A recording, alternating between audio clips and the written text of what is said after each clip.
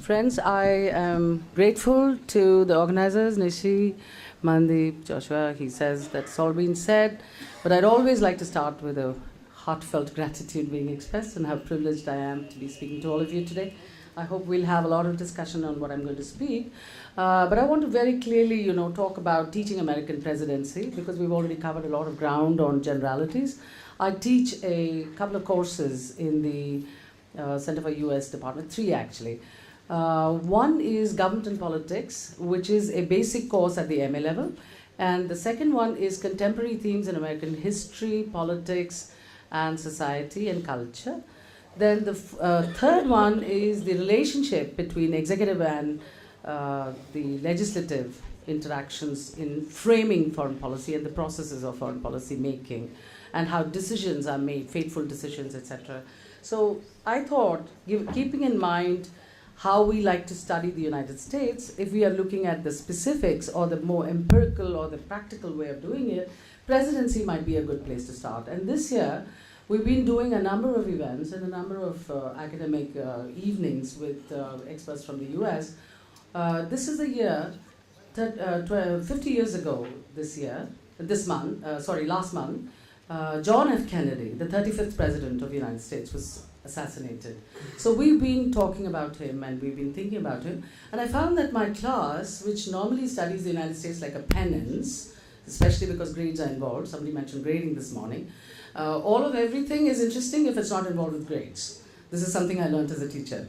But nevertheless, a lot of it is about containers, and I do agree that, this discussion on the assassination of this president actually changed it into a participatory, elicited kind of teaching. And I think one of the interesting things that we came across in this teaching of American presidency was that it encompassed all the 3 strands that we try to talk about, which is history, politics, and social conditions.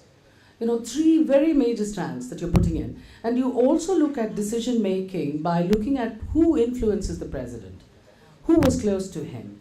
Things like that made a big difference. And then we further, sort of moved on and looked at JFK as a domestic president, on domestic audience and domestic issues, how did he do?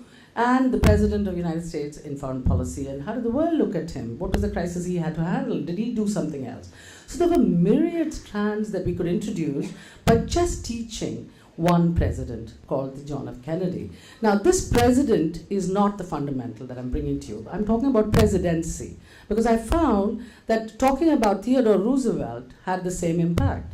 Talking about Franklin Delano Roosevelt, that had another impact. So rather than just telling you that through the doctrinaire approaches how we teach presidents, we thought that the institution of presidency might fit in. And she said, I think it's spot on. So you will let me know how we're going about that.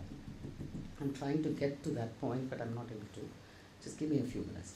So, first one, please.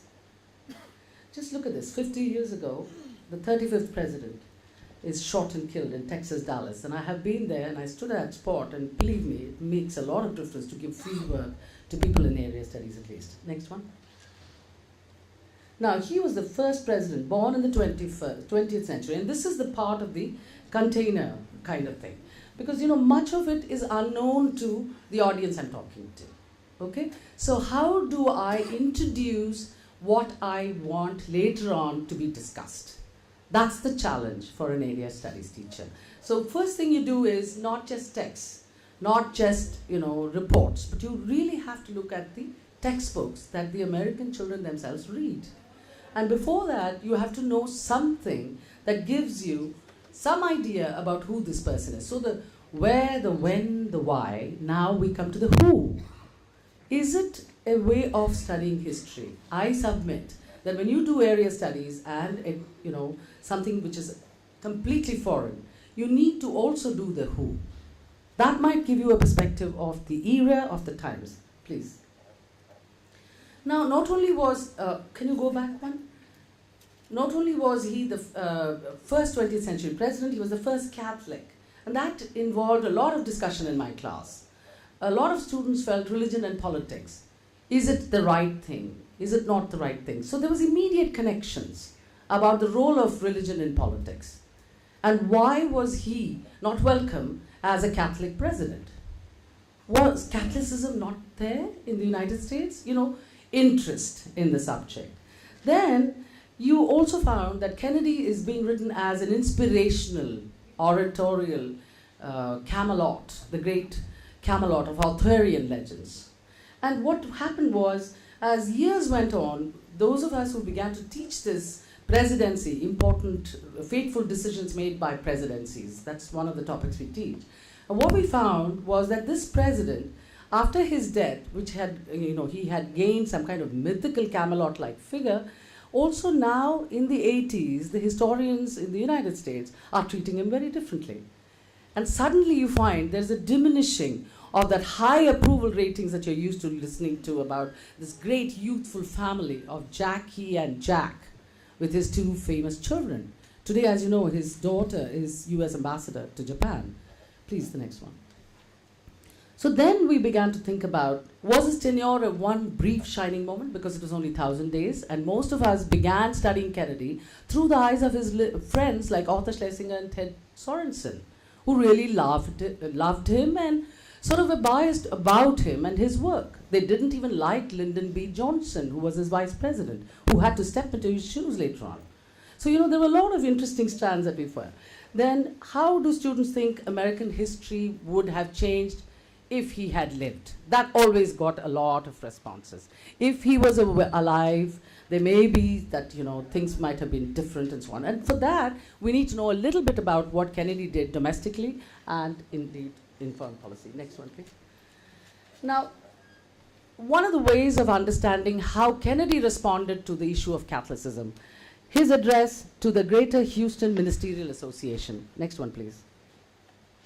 This passage from that speech, which is a primary source for my students, they are taught that please look at the speeches. Think about what the people themselves spoke when they are politicians. Maybe that gives us a clue about what they are and whether that mattered to him, whether he was a Catholic. What did he have to face? And this is your answer. Next one, please. Now, he, at the beginning was, he was one of 9 children. He was a sickly child.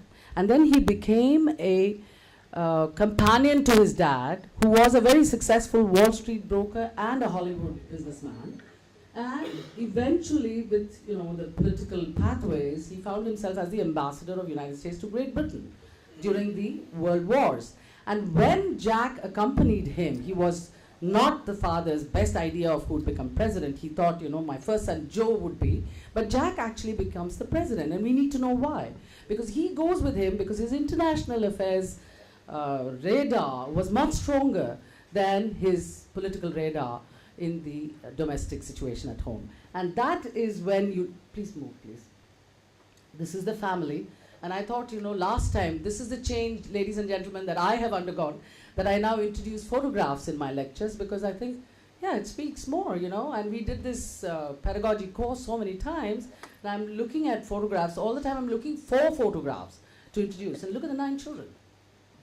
Can you see that? I mean, it's a real portrait of a family man, but you'll be surprised that Joe Kennedy, his father, who's also a senator, absolutely was not a faithful man even. So, but still you see here a man who is a family man with family values. Please, next one. So he writes this, why England slept. And his father actually promotes that little note. And Kennedy argues that the isolationist character of British population as a whole and not Britain's political leadership led to Hitler's appeasement. This is a very interesting take. So, you can see that this is a young man who might later on, you look back and you say, well, I knew he was going to be interventionist, right? Because he went through Cuban Missile Crisis, he went to the Bay of Pigs, he had the Berlin Crisis, and the escalation in Indochina, 4 issues that I list for foreign policy discussion. Please. Marriage and politics, I just put that in there because I always think, cherchez la femme. I like to look for the woman. Jackie, I think, defined his presidency as nobody else did. She brought art, she brought fashion, she brought definition, she brought an entire new lens to White House. And she not only created a very different one after his death. Many of you might be going to the US or have been to the US. There's a Kennedy Center, which is a cultural center. She made White House a patron of the arts. Please, the next one. And she had 3 children. The last one died during his presidential bid, but the other 2 survived, and of course one died later on in a plane crash in the 90s. But he becomes, president, and Mrs. Kennedy were, she not only supplied, his oratorial skills were so many, and if you search Jackie's biography, Jack and Jackie, sounds really, but she was the one who used to give him this numerous literary quotes in his speeches. I thought, therefore, her impact is something students can research. And some of my students felt that maybe that's an idea, that we should proceed and look at Jackie's impact. Next one, please. That's Jackie walking away with Robert Kennedy after the assassination on 22nd, 1963. Please, next one. Now, early career, he also took part as a commander of motor torpedo boat, and that gave him a great opportunity to pen a book, which again Jackie insisted he write, Profiles of Courage. It's available in American Center. My students were astonished to think that a man who was wounded can actually write a book about profiles of courage and not put himself in the book. He didn't put himself into the book. So that's an interesting thing on, next one please. His political career is also interesting. He does win a seat in the Senate, and then he goes touring around Asia, not just Europe, and colonial oppression was something that matters to Kennedy. We see this in the way all of this information is available not only in popular press, but there is a jfklibrary.org. You can look at the Presidential Library websites and you'll get a number of that information. But no amount of military assistance, he said, can conquer an enemy which is everywhere at the same time, nowhere. So self-determination and Indochina, you see seeds of that, again from his own speeches. Next one, please. Dawn of Camelot, the evocative label forever associated with Kennedy administration, given by Jacqueline Kennedy when he died. Because this is about a musical, not really the Arthurian legend that haunts Britain, but a musical of Camelot in which, there's a brief shining moment, a spotlight kind of talk, and there's that phrase that she used to describe that Jack is gone, he's gone forever. So this became a defining metaphor of John F. Kennedy's presidency, and a lot of work on why was it Camelotian has been done, and still students find this interesting. Next one, please. Many things that Kennedy said, and Kennedy has been speaking, had a lot of impact, but nothing, I think, for worldwide audiences, his inaugural address gave it. He said that peace will be preserved and it will not be finished in the first 100 days or in 1,000 days, not knowing that he's going to be killed within 1,000 days. This is something that will have to be going on in the lifetime of this planet, building for peace. And this whole argument that goes through his interventions in the Bay of Pigs and his fight against communism and this inaugural address, what happened to change this man, is another topic that people immediately ask, that when you look at a political presidency, at a political figure like a president, and he makes these peace noises, and many of them immediately talk about Obama and his Peace Prize. The connection is immediate. The connection is completely, identifiably individualistic. Every student there is looking at Obama presidency. He's getting the Peace Prize. He's fighting, and his words to Cairo University on peace, and they look at this inaugural address, and they compare inaugural addresses to see whether the same kind of person has the same kind of strains, because JFK after that had to go through a series of foreign policy crises. Next one, please. And this is his inaugural ball on a cold day in January. Next one. So the world of free and democratic society and the fight against communism, and all of that, yet African Americans, the question of African Americans haunted his presidency. And that again intrigues my students and audiences when I say that JFK came in with this beautiful oratory about ask not what you can do for your country, but ask what you can do for your country kind of thing. I'm not JFK, so I get mixed up, but that has what your country can do for you. Now, despite constitutional assurances, my students think that the blacks were constantly ill-treated. I said, no, they had won all these constitutional privileges. So there then becomes an interest in constitutional history and the evolution and the emergence of the young nation of United States. Till then, they are only interested in Hollywood, maybe crime, maybe television. Actually, no one's bothered anymore about Hollywood. It's about Boston legal, it's about criminal minds. Anyway, so we have, next one please. Then, but civil rights, which defined his presidency to the extent that it plays such an important role in American politics today, we find that he was actually cautious because, you know, the Southern Democrats, whom he needed for his presidential agenda, even to get elected, they were all extremely conservative. Democrats were actually conservatives. That is news for my students. You understand? So this whole question of interest in American history, American leadership, America through a leader's eyes, and the popular uprisings. Next one, please. Building coalitions. And so most of the civil rights leaders themselves said Kennedy was non-committal. But Hillary Clinton today, let me tell you, ladies and gentlemen, paid a price when she said, you know, Lyndon B. Johnson actually paved the way for civil rights legislation. And the Kennedys never forgave her, and you know what happened to her. Can I go to the next one, please? So, equal rights and opportunities, and then, of course, you know, the John F. Kennedy Library in Boston will tell you the segregationist stories that are available for you to check out to see whether Kennedy himself was non-committal. And of course, Lyndon B. Johnson. Lyndon B. Johnson becomes his successor. Is it okay? Okay. Next one, please. Camelot. Don't let it be forgot that there was once a spot for one brief shining moment that was known as Camelot. This is from that musical, which Jacqueline gives to Life magazine describing the death of President Kennedy. And that becomes the death of a president and arrival of a Camelot. Next one, please. Now, his failure to secure the civil rights legislation was also for him a problem, because he also had to cut taxes and increase funding for education.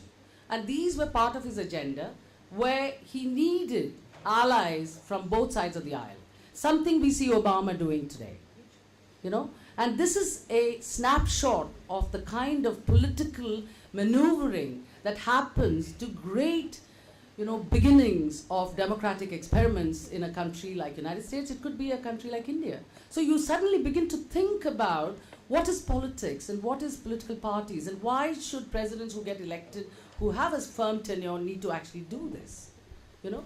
Next one, please.